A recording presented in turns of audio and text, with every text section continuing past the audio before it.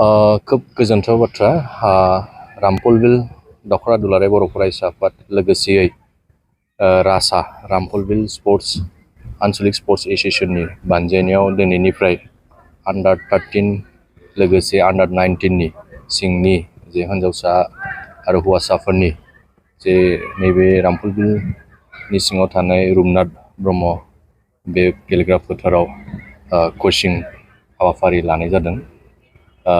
दा बियो जोंनि थाखाय खोब मोनसे गोजोनथाव मेसेज, मानो होनबा दिनै जोङो बर'जों लोगोसे गुबुन गुबुन बेवहाय गेलेगिरि बिथांमोनखौबो जों नुनो मोन्दों कचिंआव फैनायखौ। बिनि गेजेरजों जोङो जे जोंनि इयुन जेनेरेसनखौ जेबादि दिनै इन्डियाया दावखोबाय थादों गेलेमु बिथिंनिफ्राय लानानै गुबुन गुबुन बिथिंजों दिनै दावखोदों, दिनै जोंबो जोंनि ओनसोलनि लाइमोनफोरखौ बा जोंनि जेनेरेसनखौ सुबुं सम्पद बानायनो थाखाय फारफ्रोमबो बिथिङाव दुलाराय बर' फरायसा आफादजों लोगोसे गुबुन गुबुन दिनै माहारियारि आफादा दिनै गुबुन गुबुन एंगेलाव दिनै खामानि मावबाय थादों।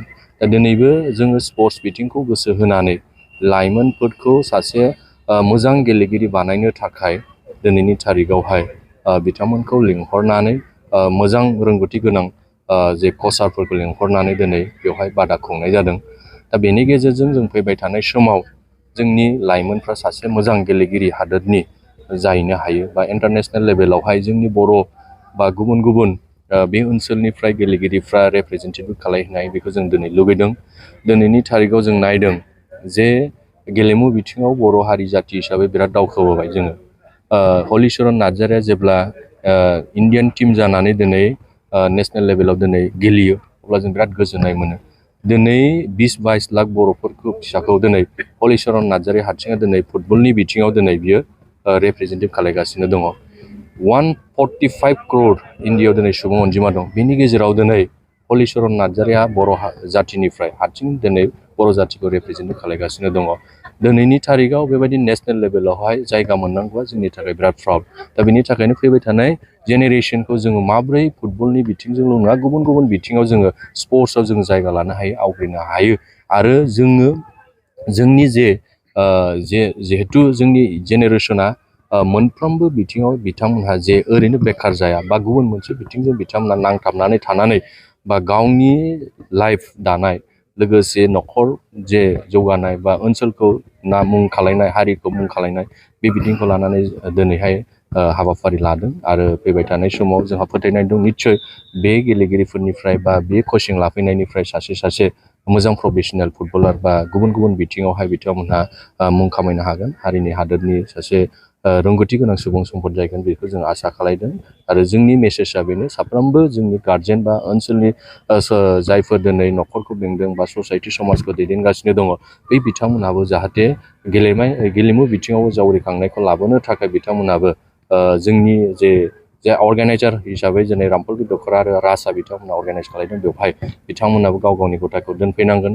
दिनै आसामनि चिफ मिनिस्टारा खेल महारन खुंनायनि गेजेरजों सारा आसामाव मोनसे रिभलिउसन लाबोदों, गेलेमु बिथिङाव जावरिखांनाय मोनसे लाबोदों। दा ओनसोलखौ जोंबो मोनसे ड्राग्स मुक्त खालामनो थाखाय बा फेग्रा मुवा मुक्त खालामनो थाखाय बा निसा फेग्रा मुवानिफ्राय मुक्त खालामनो थाखाय जोंनि जेनेरेसनखौ मोनसे गोख्रों आरो भाइब्रेन्ट मोनसे हारि दानो थाखाय दुलाराय बर' फरायसा आफादा बड'फ ब्रह्मनि माखासे आद्रा थालांनाय सानदौ आरो सानस्रि सिमांफोरखौ लानानै जोङो दिनै गोख्रोङै खामानि मावदों। आरो बेवहाय साफ्रोमबो बर' फिसा हिसाबै बयहाबो रेसपन्सिबिलिटि दं, दायथ' दं। आरो बेनि गेजेरजों जों फैबाय थानाय समावहाय हारिखौ मोनसे गोख्रों जों दालांनो हागोन जोंहा फोथायनाय दं निस्सय।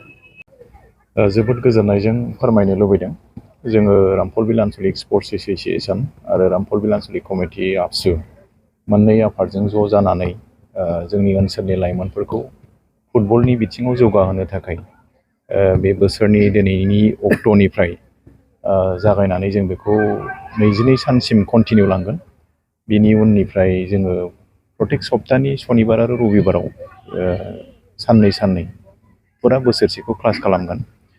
दा जोंनि बे कचिं होनायनि उद्देশ্যआनो बेनो, जोंनि ओनसोलाव गोबां गथ'फ्रा फुटबल गेलेनाय फारसे जोबोद गोसो दङ, नाथाय बिथांमोना मोजां गाइडेन्स मोनैयाव, मोजां फोरोंथाइ मोनैयाव फुटबलखौ बोरै गेलेयो बिनि आदब खायदाफोरखौ, बिनि गियानफोरा बिथांमोननाव थाया। दा बेखायनो जों बिथांमोनखौ गोजौ फारसे दावखोहोनायनि नोजोरजों बिथांमोननो माखासे गियान आरजिहोनो थाखाय माखासे रोंगौथि गोनां कचारफोर लाबोनानै बिथांमोनखौ फोरोंथाइ होनाय बे हाबाफारिखौ लानाय जादों। आरो बेवहाय स्पेसियेलि जों आन्डार 13 आरो आन्डार 19नि सिङाव जायफोर गेलेगिरिफोर दङ बेवहाय हिन्जावसा आरो हौवासा बे मोननै माबाखौबो जोङो लानाय जादों। जोङो नुदों हिन्जावसाफ्राबो फ्राय बाहागो लाफैदों, हौवासाफ्राबो बाहागो लाफैदों आरो फैबाय थानाय समाव बे बाहागो लानायनि अनजिमा बांबावगोन जों बेखौ फोथायनो हायो। दा बिनि गेजेरजों जोङो बेखौनो लुबैबाय थादों बे जों ओनसोला एसे गामियारि ओनसोलब्लाबो बे ओनसोलनिफ्रायबो जाहाथे मोजां मोजां गेलेगिरि ओंखारनानै गेलेगिरि बिथांमोना गाव गावनि लाइफखौ दानायजों लोगोसे जोंनि हारियाव माबा मोनसे मोजां कन्ट्रिबिउसन जे लाबोनो हायो जों बेखौनो लुबैबाय थादों। आरो दिनै जेबायदि गिख्रंथाव मोनसे थासारि फैबाय थादों बर' लाइमोनफोरनि गेजेराव, गोबां लाइमोनफ्रा गेलेनायावबो इन्टारेस्ट गैया, लेखा फरायनायावबो इन्टारेस्ट गैया, गुबुन गुबुन खामानियावबो इन्टारेस्ट गैया, माने जायखौ समाजा लुबैया, समाजनि जाय बेरेखा खामानिफोर बेबायदि खामानियाव जुरित' जायो।